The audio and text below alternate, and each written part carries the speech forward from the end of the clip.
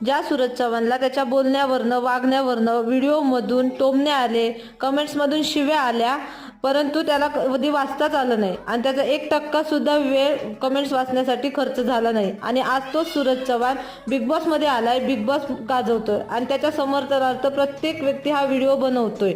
आणि व्हिडिओ बनवलेच पाहिजे, कारण हा मराठी माणूस आहे, मराठी मातीतून वर आलेला माणूस आहे. सांगण्याचा उद्देश असा की जेव्हा वेळेचा फासा पलटतो ना, तेव्हा सगळंच काही बदलतं. म्हणून कोणाच्या चालू परिस्थितीवरून त्याच्या भविष्याचा अंदाज लावायचा नसतो, कारण वेळ ही इतकी ताकदवान आहे की वेळ कोळशाचा हिरा आणि हिऱ्याचा कोळसा कधी बनवेल हे सांगता येत नाही. जर कधी आयुष्यात हरल्यासारखं वाटेल किंवा थकल्यासारखं वाटेल, तेव्हा सूरज चव्हाणचं उदाहरण डोळ्यासमोर ठेवून कामाला लागा आणि या सूरज चव्हाणला नक्की सपोर्ट करा. आणि हा सूरज चव्हाण आपल्या गावाशेजारचाच मुलगा आहे. नक्की